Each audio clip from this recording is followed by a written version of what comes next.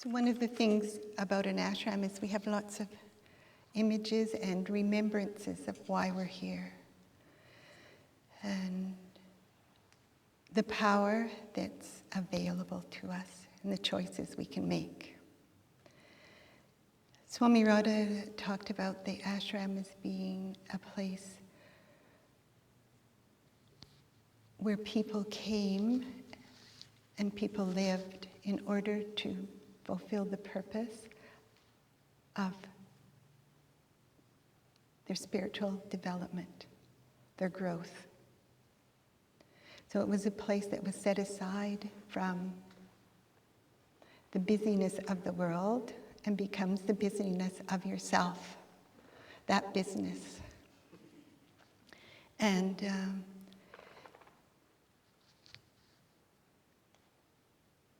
an ashram is a place for one teachings. So the guru brings the teachings to the ashram, brings the teachings to a place, and people are attracted to those teachings and they come. You don't need to make a choice once you've made that first choice. If you come to this ashram, these are the teachings. So you don't get confused about what's in this book and what's in that book and what's in that place. You have all that you need to know in one place, the one place you were attracted to. And the interesting thing is that even though we're attracted to it, we're so used to wanting things our own way that we think that things should change. But the thing about that one thing is that Swami Radha said that she would give us everything that she knew, everything from her own experience. So from that devotion to the self-reflection, to the thinking, the straight walk thinking, to the reflection of your life, to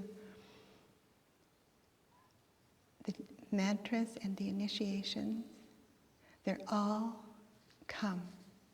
And so the things that we have to know is that all of that is available, but the effort has to be put in. And I remember the first time I came to the ashram and I saw all these different kinds of people living here with all these different names and all these different roles. And I wondered, how I would ever get to a spiritual place like that, like to have a name that was spiritual, to recognize that I was willing to make that commitment to my spiritual life. That I had come and started where I was and thought that the place was magical. My first 10 days, it seemed like the whole ashram had been made purposely for me. That everything was so beautiful and everything was so precise. Every path was the one that I should be walking down at that moment to see the butterfly I had to see. It was just magical. And to be able to at once be in that place of learning symbolism and my life symbolically and me being repeated and shown and reflected back with each thing that I encountered, so that I could take it back, so that I could recognize the light, so that I could recognize that that teaching was powerful. And the first time I came to the ashram, it was just for a weekend, but when I came home, one of the people that I was working with at the University and Daycare Center died of a hemorrhage in her brain. And I knew exactly what I had to do. I had to do the light. And before, and I could see other people around me, they didn't know that. And so the teachings are very, I often found when I went back, it wasn't easy, but that I had something with me, something that could help me do the next step, because I wanted to keep on learning. And what was amazing to me was that I'd always looked as a teacher for that kind of teaching that would come from inside instead of somebody putting it into me.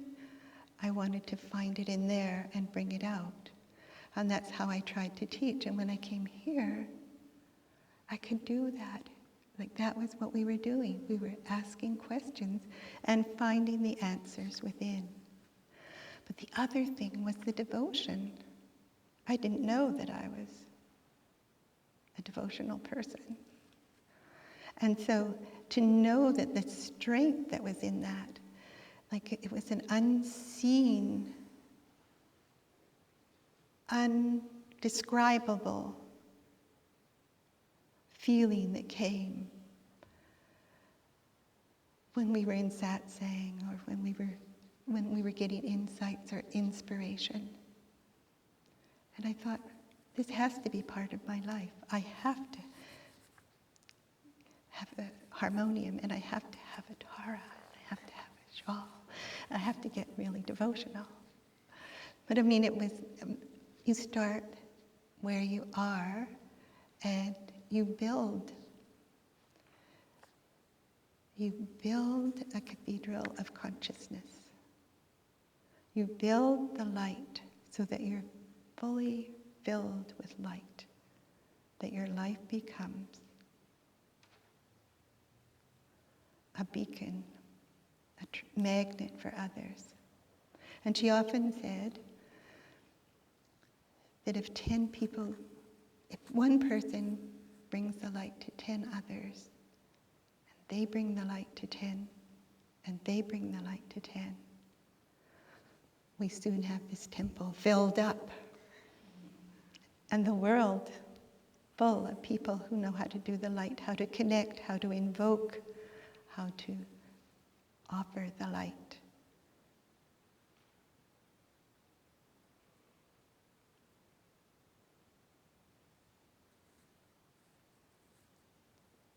So it's important to know what we're responsible for. We're responsible for ourselves. And that was one of the big things that I learned in coming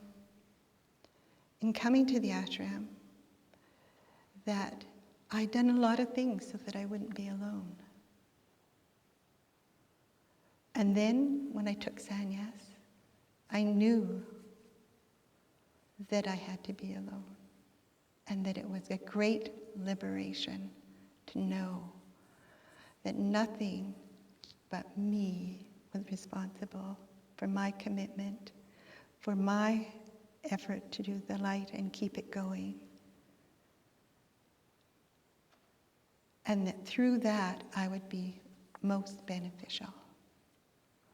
Not that I had to grab to other people, not that I had to change the teachings, just that I had to use them to their fullest. I had to know them. And that was my commitment.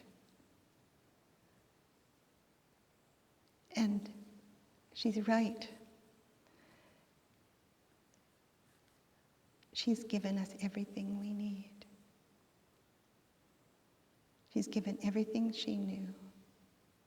You have to dig in, lift it up from yourself. It's available to you.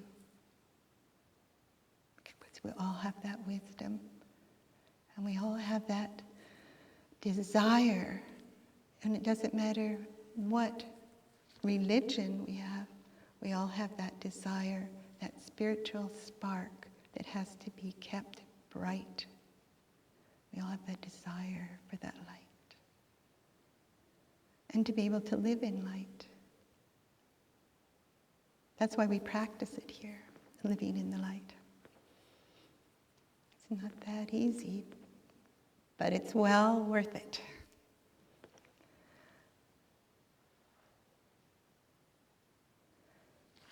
Om Namah Shivaya. Keep in the light.